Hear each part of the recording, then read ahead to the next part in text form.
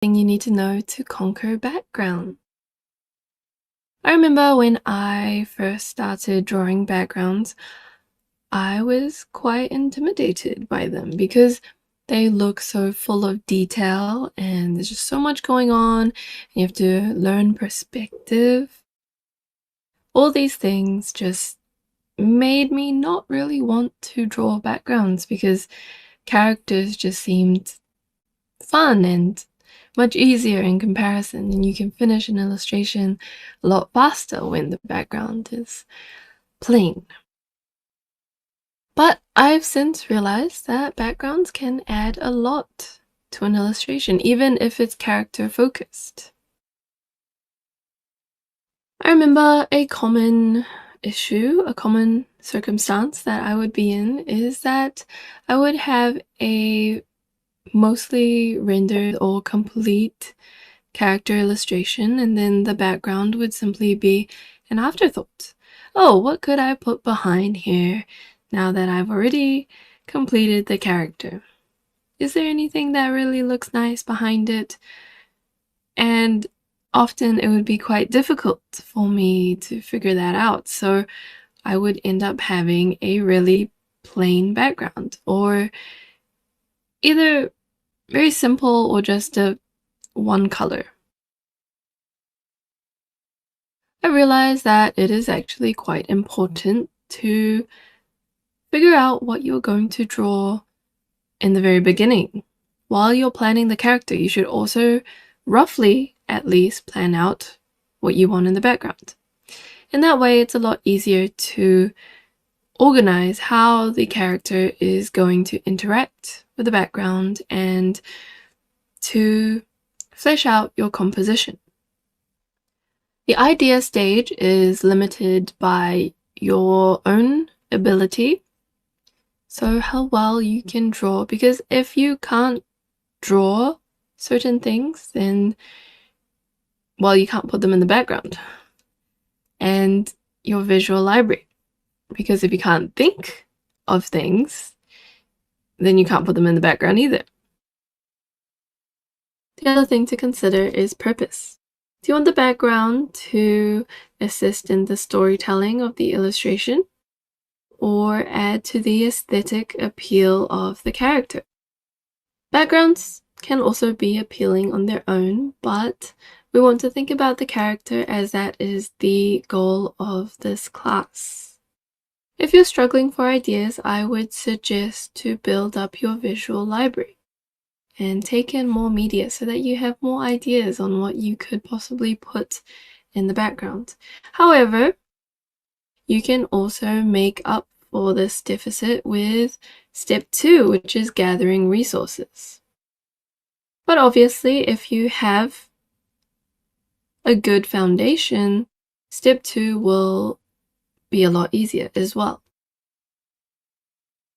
Step 2 is about gathering resources. You want to gather both inspiration and references. I often suggest using Purif, and I browse a lot of Pinterest, along with just Twitter, Weibo, and yeah, I'd say most of my, also photos. So I take a lot of photos every time I go to just about anywhere. And the outside world is just a great place for free textures and free architecture, free landscapes for the taking.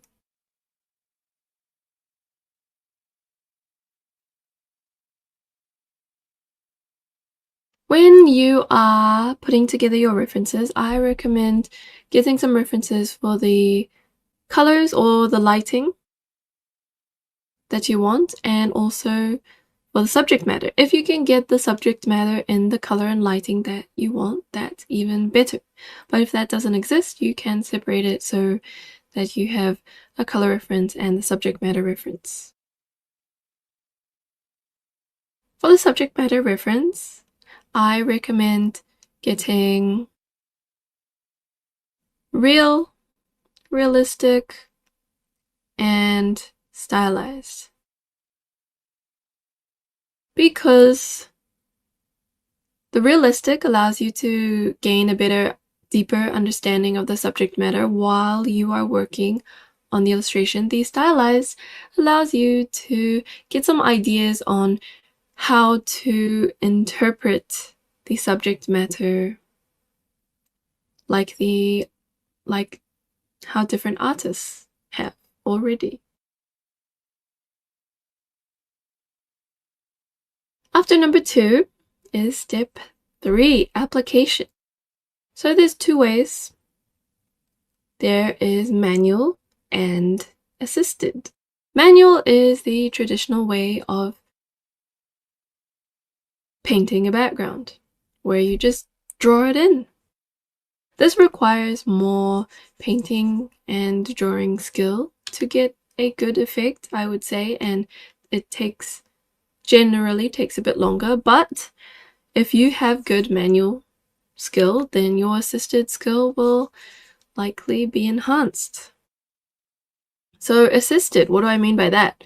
Is using photo editing and 3D models. Thanks to technology, we can get down those complicated subject matter a lot easier. Photo editing, what I usually do is I'll take the photos that I've taken myself, or I go to websites like Unsplash, which have basically a whole variety of photos in the public domain that you can use however you like. And I process them to make them look more painted,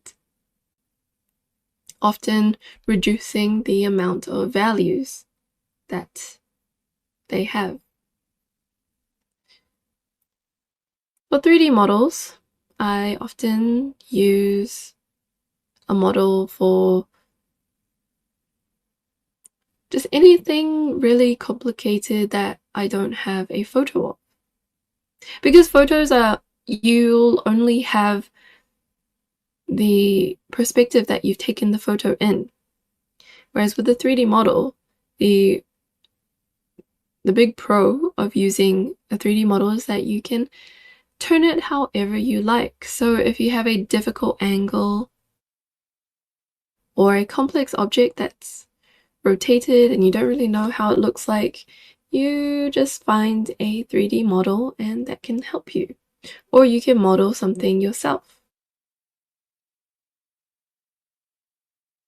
I'm going to go over photo editing and using 3D assets in more detail later in a later lesson, but for now, I'll briefly show you a few examples of how I have used my own photos in artwork.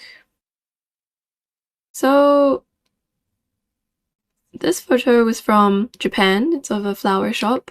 I knew I wanted the flower shop as this main scene, but I wanted more flowers. As you can see, the shop currently has more plants than flowers. Luckily, I also took a photo inside a flower shop. So these are actually not real flowers. These are fake flowers, but I liked the way that they were arranged. So I cut this out and I placed it over here. And I extended the artwork a bit. And as you can see in the background, I've actually cut this entire background out. And I believe I used another one of my photos from some unrelated place to create the random detail back here that implies the existence of some sort of storefront, because I didn't want just the brick wall there.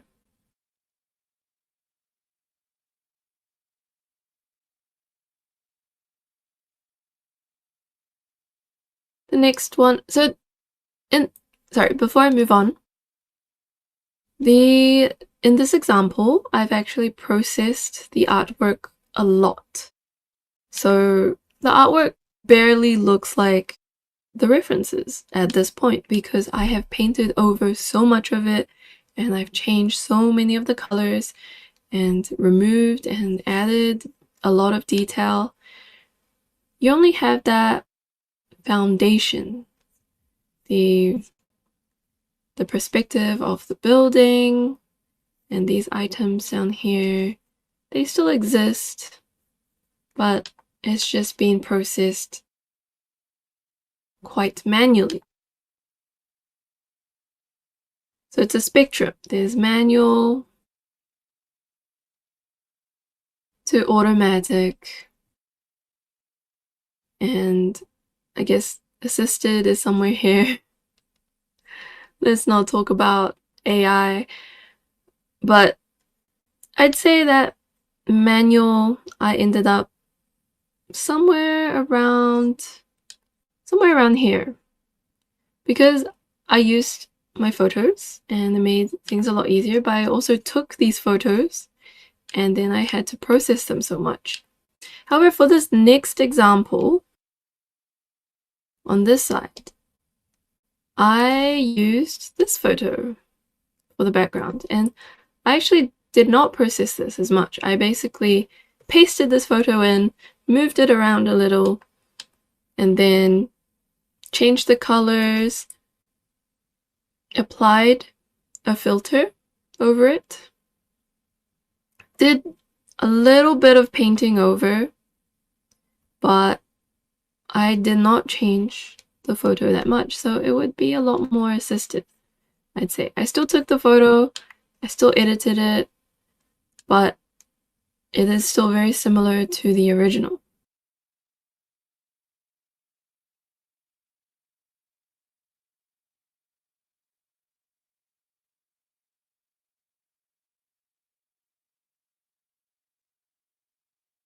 In both instances, the photo helped me save a lot of time by giving me that foundation to work with.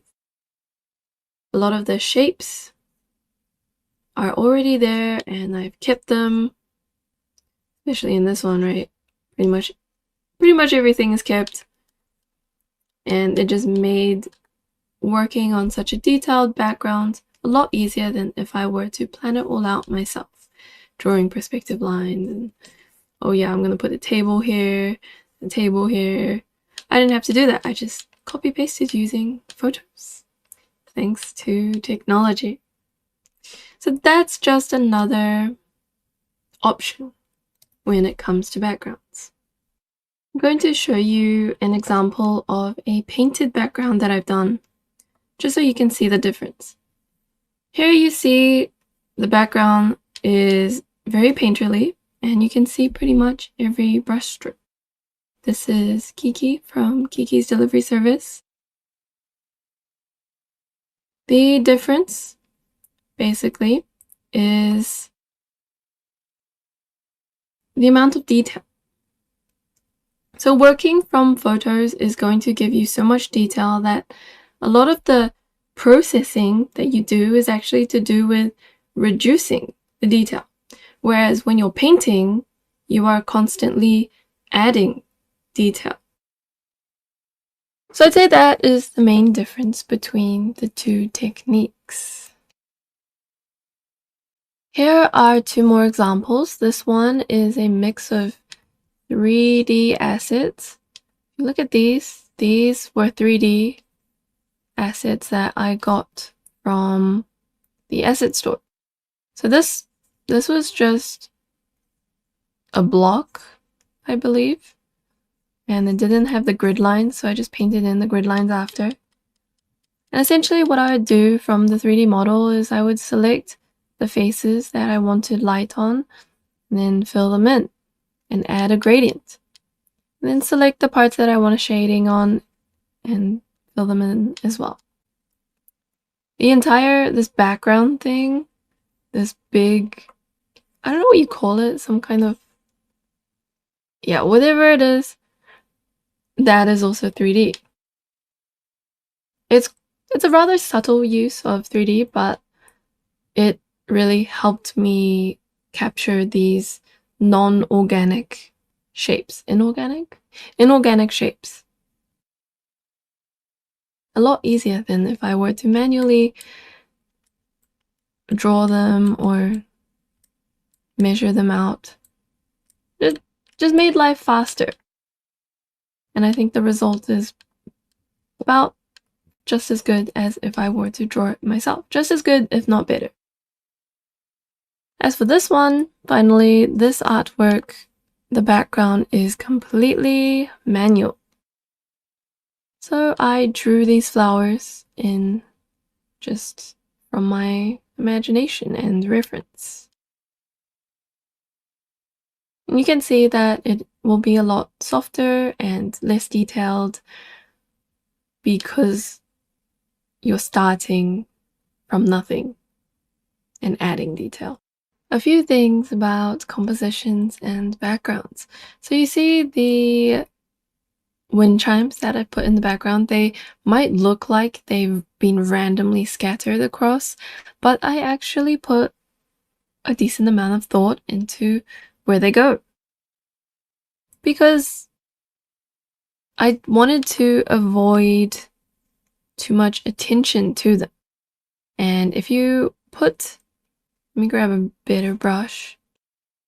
If you put the chimes directly next to each other like this, it ends up attracting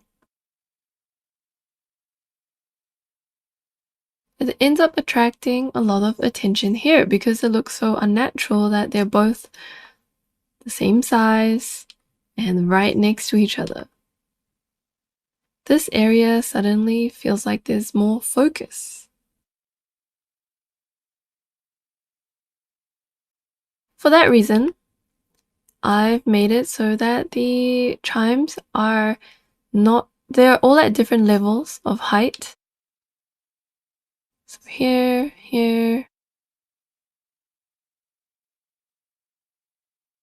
and here, and width across as well.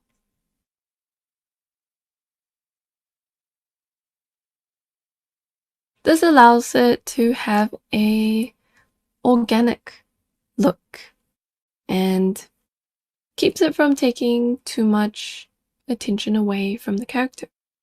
I also wanted them to roughly be around the character, but the same thing would happen if I had them exactly in a circle. It would just be too noticeable that the chimes are in a circle. And I didn't want to create this perfect circle around the character either. Which is why I had some go in front of the character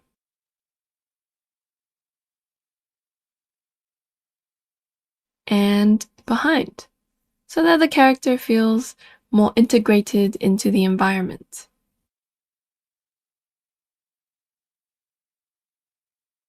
The same thing with the tails, actually. I wanted to create balance with the tails, which is why there's tails here and there's tails here, and they are also at different heights of the artwork.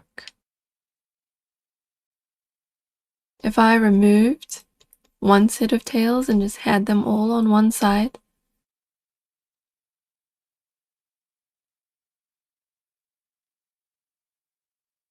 there would be an unnaturally large empty space in this bottom corner of the composition. It would feel unbalanced that all the tails are on this side of the character and there's just nothing here. Of course, I could also fill it in with some flowers or just something to achieve that balance again. Doesn't have to be the tail, but I wanted the tails to look like they were supporting the character's weight to some extent.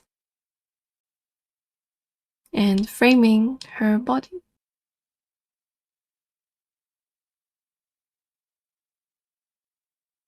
Something else is the values. I've kept the values of the flowers in the background quite similar to each other, so that there's not a strong contrast. Two colors here, the white and the gray. But when the flowers cross in front of the character, that's when I added in darker colors to help bring it out from the character. These, I wanted them to look further away, and I wanted to accentuate the character's head. So the dark parts of the white ribbon are darker than the dark parts of the white flower when it's behind the character. And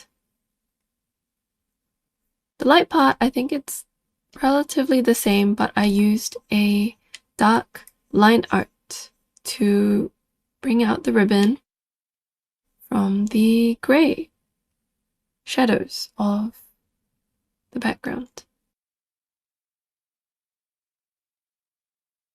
So instead of placing the light ribbon in front of a light background, I've controlled it to be a little more clearer by putting the shadow here instead. And by composing it this way, the head of the character will be brought out from the background.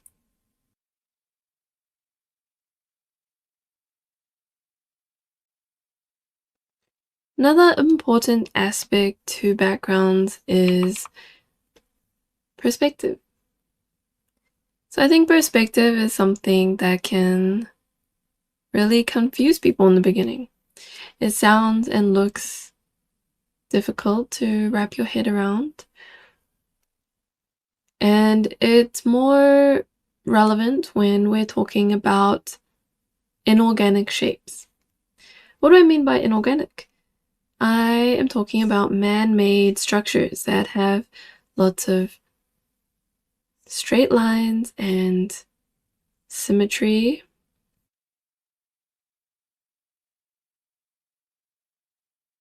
While organic shapes are things like leaves,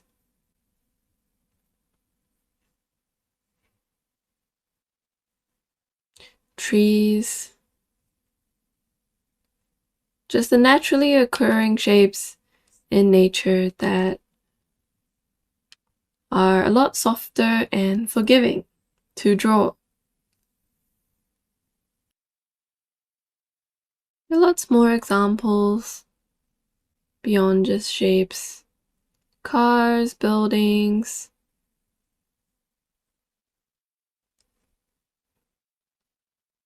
clouds would count as an organic shape. People, animals are also very organic.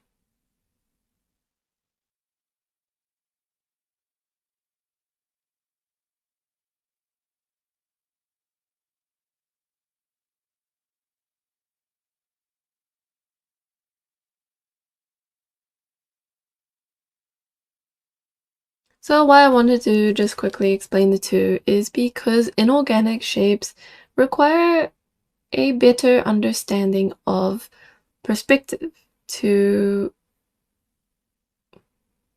depict believably.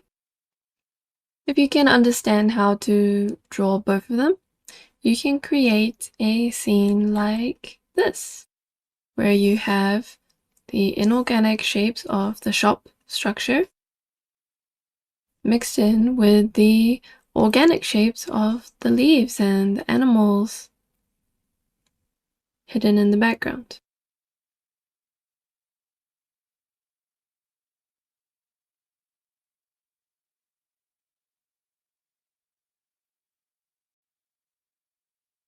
I'd say when attempting perspective, there are a few things to remember. So you want to make note of where the camera is positioned.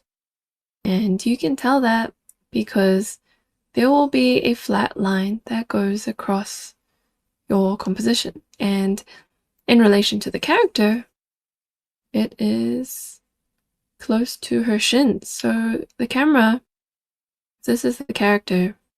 The camera is looking upwards from here, quite close to the ground, which means that everything above this point, you'll be able to see the underside of. So that's why you can see you can see the underside of this little nook here.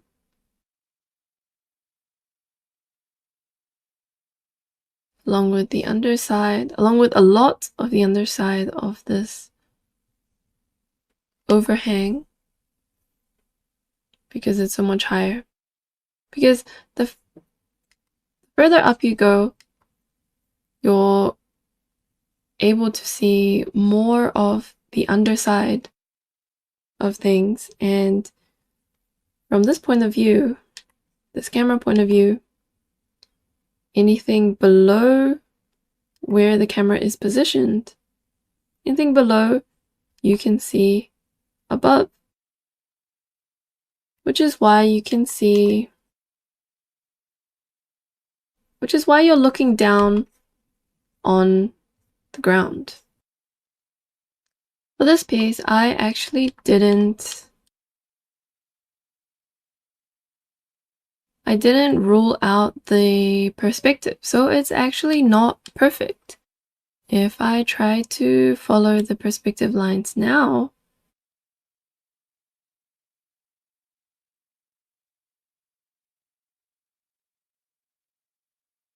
and I'm just doing that by following the lines that I've drawn in the image.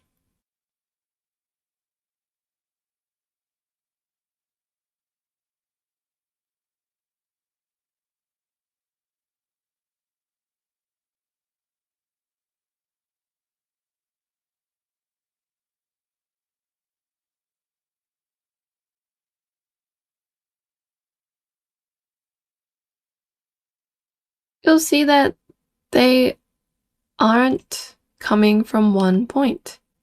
If we think of this line in particular as the horizon, then these should actually be vanishing at the same point, technically. But I'm able to get away with it because the art is quite abstract. The style is simplified enough that you don't notice these mistakes as much as you would if this were a realistic photograph. Also, the character is here to take your focus away from the background so that these lines are not as noticeable. If everything in this world is kind of wiggly and the lines aren't perfectly straight, then you don't notice that they should be straighter. When we break down the background, you'll also realize that it's all just a whole lot of very simple shapes, but arranged together. This whole shop front is just one big rectangle or cube, and this table is another cube. And all you have to do is figure out how the cube is placed in perspective to figure out the rest of the things. When it comes to organic shapes like the basket, you can actually, it's a lot more forgiving. So you can also turn it into a cube.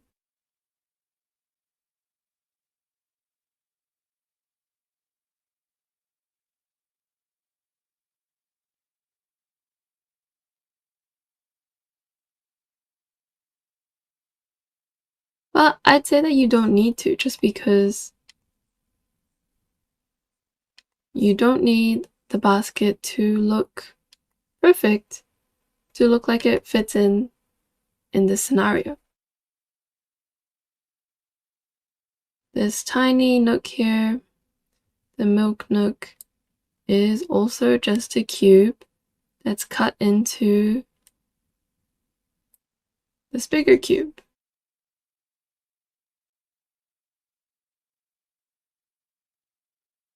More and more cubes.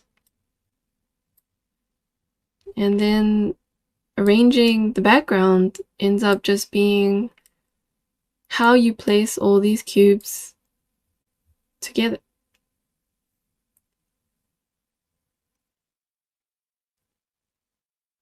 Of course, there's other basic shapes as well, like cylinders. This is I forgot the name of this. Some kind of trapezoid. Like a cheese block. It's just a cheese block. So even though this background looks like it has a lot of details, when you break it down, it's just a whole bunch of basic shapes arranged together. Which is why if you can master drawing basic shapes on one plane, so one plane being this ground that you've defined here, you can make the shapes all look like they are coming off from this ground, then you can create an environment like this. Quick tip just to explain what I'm using to draw straight lines. You don't need to select a new tool, you can just hold Shift and move from point to point. Here are the exercises for backgrounds. I'd like you to start off by breaking down the composition of an existing background. So for this, I need you to find a reference where there's a character and there's a surrounding background and you like the look of the composition. I want you to use it and break down the composition into either 3D shapes, such as over here, if there is a lot of perspective going on, or just flat, basic shapes and lines. Using that image, or using that composition, I want you to come up with your own interpretation of the same composition. Just using the lines that you've drawn from the reference as a guideline. And I want you to do it in black and white so that we can focus on the arrangement and the harmony between the character and the background elements. This exercise is still including the character since I want you to get some practice drawing both the character and background together in preparation for the final artwork.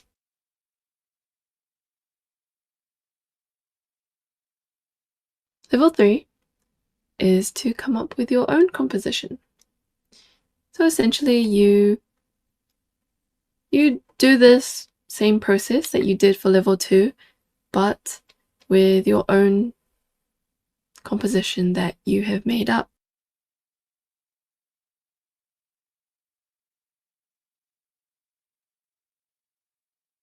To easily create these black and white shapes, I like to use the Lasso Fill tool.